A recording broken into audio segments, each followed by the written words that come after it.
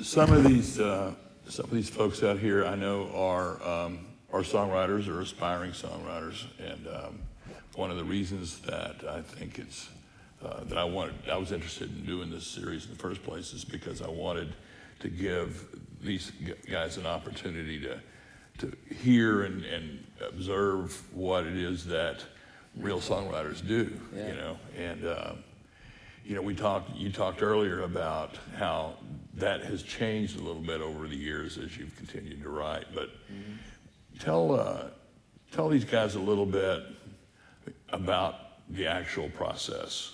Okay. For me, you know, so I can tell you when I first started, I was really driven by the guitar music, and then I'd hum into it, you know, hum over it, and just kind of try to conjure up words, you know, get a line or two that sounded like it made sense and felt good, and I'd build on that. I do a lot less of that now. I usually start with an idea. It could be really random on the page, and it might be halfway down the page. I sometimes deliberately write what I'm thinking in the middle of the page on the right, because I don't think it's always going to be the title or the focus of the whole lyric. And then I just play with the lyric until I think I've got it fleshed out as content, not as stuff that rhymes. I mean, I'm looking for those rhymey lines, but I'm trying to find the details that make the story compelling, and that say the things that maybe I wouldn't have said if I was trying to rhyme too hard. You know, sometimes you write you could write 4, 5, 10 pages worth of content out about a story or a thought, a thing that happened to you or situation, whatever. And you can come up with a lot of material that you don't think at first belongs in the song, but if it pulls at you and you like what you said, if it's quirky, you can figure out ways to get quirky stuff in there and then have the details really make your story come alive. Then worry about the title, then worry about that you've written, what might be the refrain that ties it together. Then worry about the chorus. After you've got all the guts and the meat on the bones, then I think you can name it, and then you can do that's sort of where I come at it. You know, I like to write the story and feel like I got something to say first before I start trying to stick it into the lyric box or the verse, chorus, verse, chorus. I break the rules all the time with that too. I break the rules all the time. That was one of my points I was going to make about your songwriting is you do break the rules a lot. Yeah. And so we talk about the rules, and what are the rules, right? There's a pop form, and it's basically the pop form is what you hear on the radio, whether you're listening to country music or you're listening to pop music or you know, rock and roll music. I mean, and it's, you know, verse, chorus, bridge, chorus, out. You know, or maybe third verse, chorus, out. Right. Yeah. And if you're writing a country song, it's in that 3 to 3.5 minute thing, and so you probably aren't including a third verse. If you want there to be a solo, you're taking up. That's where your third verse would have gone. Right. You got to say things pretty quick. 3 minutes. Yeah. 3.5 most. That last song, Scarecrow, is probably over 4 minutes. Right. And I like to fall into that pattern. It's comfortable for me, and I know it's comfortable for the listener to write a verse and a refrain and a verse, refrain, chorus, same thing. Sometimes, though, the Damned If I Know isn't really a chorus, it's more of a one-line thing. It's a refrain. But then to get to the bridge, I love doing that. I do. I like the challenge of writing a bridge. Some of the songs that I've written that don't have bridges probably need a bridge. Talk about that. What is it? Tell this audience, what's a bridge? A bridge is just a departure. It might be different in tone, definitely different melody and different chords than the rest of the song. So you got your, the bridge in Scarecrow. I'm still down here, okay. I chase off a flock of thieves, that part. One lone robber ain't afraid of me. Where she lands and when she leaves ain't got much to do with me, you know. The metaphor through that whole song stays pretty consistent, but a bridge can depart from the whole thing, you know. So your bridge, you could be singing a song about, you know, a bad day at work, but the bridge might talk about your dad, you know. Maybe your dad's working or something, and you're thinking back on your old man and how hard he worked, and maybe the bridge just goes somewhere else, but you loop back to what the story at hand is, which might be the third verse. You're coming back to the song about your bad day, and maybe the third verse, because you reflected during the bridge about your first two verses, complaining about your job.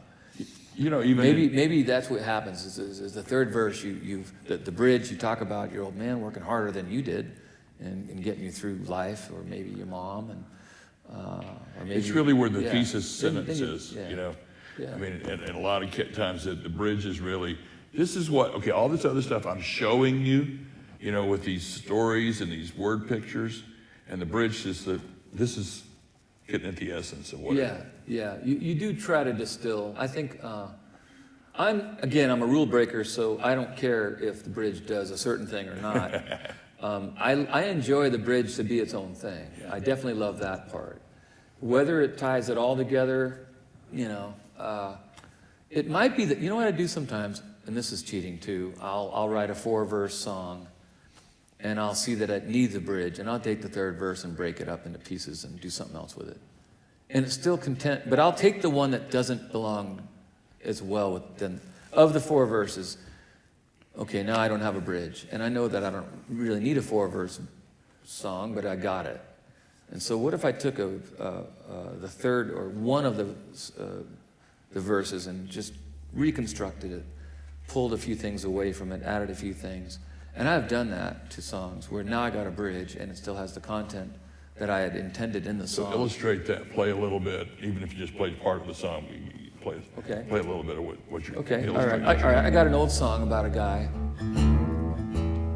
Something I do a lot. I tell stories about other people. I don't always talk about myself, you know. So this is a buddy of mine, and this is another one of those Railroad Town kid songs that I had. He was on my baseball team when I was 12. His name was Brian Jones, not the Rolling Stones guy. Just a kid named Brian Jones. His dad worked for the railroad.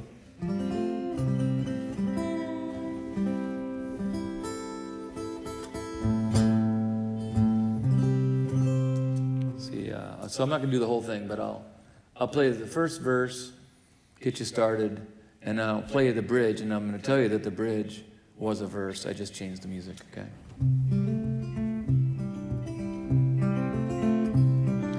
I'm up early crossing town, the gravel shakes my Schwinn. I cross the tracks and hop the fence, and his mama lets me in. Brian Jones is still asleep, so she and I drink coffee. She cooks me up a scrambled egg, and we play a hand of rummy. The kitchen air is getting warm, the sunlight hits the table. We both swat the flies away and take our turns to shuffle. Then I say nicely, Mrs. Jones, can I go to the pasture? She says, yes, you can. Feed the horse and ride him after. It pays to be the early bird. It's cooler in the morning. I do the chores and ride the horse while Brian Jones is sleeping. I'll just tell you right now that Brian never wakes up in the song. He sleeps through the whole thing. Okay, so I'll go down to the bridge now. I'm going to skip the second verse. Well, I saddle up the little brown. Brian named him Taxi. He don't fight too much when I get on, and he don't try to buck me. He likes to walk, he likes to trot, he likes to gallop faster and run me through a walnut tree. Land me in the pasture. That's the bridge. Then I get into the last verse. So I go down to the minor. Well, I saddle up the little brown. Brian named him Taxi. It's a musical departure to break up the monotony of going back to the same melody for the verse 3. I just changed it, you know. So I could go. Okay, so let me see if I can do it. Well, I saddled up the little brown. Brian named in taxi. I recorded it that way the first time. I didn't have the bridge. And I listened to it. It went on a compilation out of Chicago. And then I listened to it and I thought, why did I sing this whole song without ever writing a bridge for it? And I just took the third verse and I just knocked the crap out of it and turned it into a bridge. Yep. That's my rule, knock the crap out of it. Yep. Do you feel like you chose to be a songwriter, or did it choose you? Is this a calling? Yeah, I think it is. I tried to do other things. I was bad at a lot of things. I had so many jobs through my 20s. I worked at a nursery, tree nursery. I worked in a Kilpatrick's bakery depot, cleaning trucks, bagger. I worked at a deli, 3 gas stations, UPS for a week. I was a pipe fitter with my dad. That was my most steady work, was working in my dad's business, doing construction, digging ditches and putting sewage pumps in. So you tell a lot of stories in your songs, and you made the point earlier, which I've noticed before, about you write a lot of songs about other people. Yeah. So this is a small group of people here. We're all within the cone of silence, and Yeah, except there's cameras everywhere. but other than that, what song really reveals the most about Michael McNevin? Can I look at my list? Yeah. All right. For those aspiring dropouts, and you want to play music, you're probably going to start playing bars. Maybe not, but don't be afraid to. This is my covers list. This has got all the Beatles, Paul Simon, Jimmy Buffett, Elton John, Creedence, Kenny Loggins, Dylan, Gordon Lightfoot, Pink Floyd. And then this side's got my originals on it. Most of these are the old ones I don't know anymore. And I just going to tell you the name of it. Do I have to play it? Oh, that's different. Okay. Let's see. Most revealing. I gotta say, I'm a bit of a chicken. I don't like to write about me too deeply. I like to tell the story and then let it hit the listener in the stomach, however it does.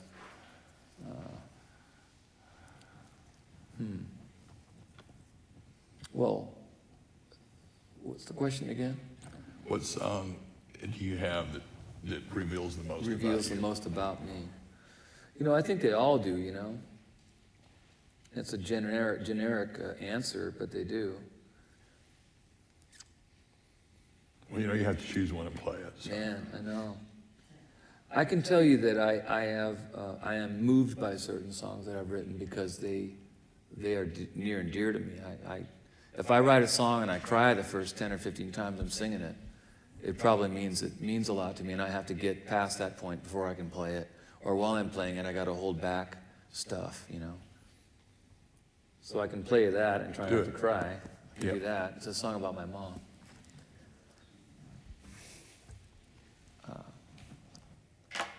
So my mother and both my mom and dad grew up in a mission district in San Francisco. It's in the projects. They moved from Connecticut and New Hampshire as kids and moved into the same building in 1945.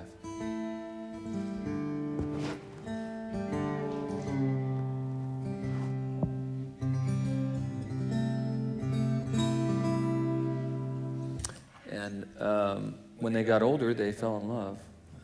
My mom was always hanging out with my dad's little sisters. But just before they even started dating, my mom was a junior in high school. She was in Glee Club. You know what that is? Theater, singing, dancing. And she had a job at a 5 and Dime, making a little bit of money. And she didn't have the idea of kids yet, didn't have the idea she was going to be married yet. She just had a different thing in her head. And this is the day in the life of my mom. She told me the story of this day.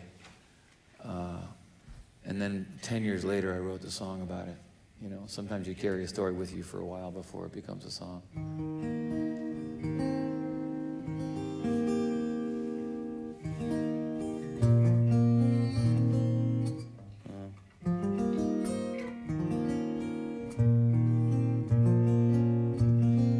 I think this is right. Okay. This is called Margaret, 1956.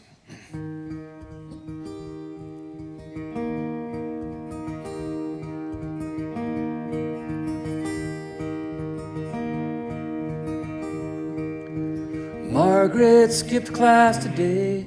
She did not go to Glee Club. Took a puddle jumper to LA to walk around in Hollywood. Standing tall on a corner, a cotton dress on and her hair back. Saddle shoes and bobby socks, a needle in a haystack. She's a ringer for Kate Hepburn. She could play her daughter. And if they drive past her all day long, maybe one of them will spot her. Margaret skipped class today. She did not go to Glee Club. Took a puddle jumper to LA to walk around in Hollywood.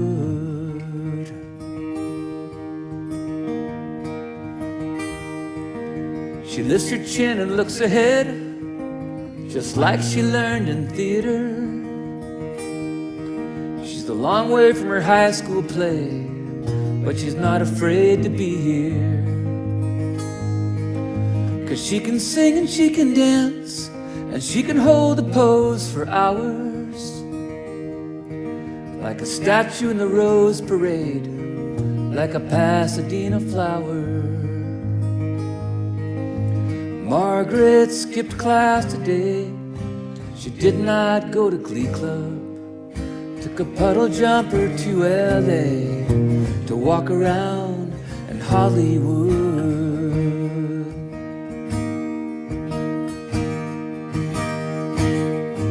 Sometimes you do your best when you don't know the odds.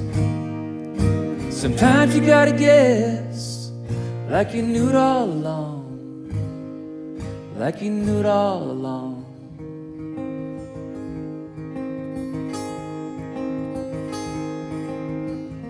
Afternoon, the sun is low, and time moves like molasses. She still imagines they may come and ask her what her name is. Margaret skipped class today. She did not go to Glee Club. Took a puddle jumper to LA to walk around in Hollywood.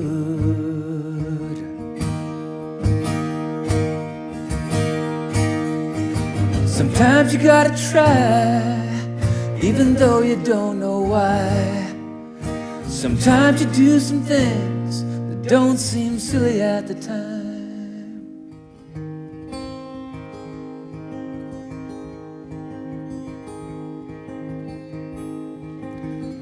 She caught her plane and she came home. Her folks were very worried, but that was Margaret's last hurrah. She settled down and married. Mom, I love the way you watch the Rose Parade for hours. How after all these many years, you still love the floats and flowers.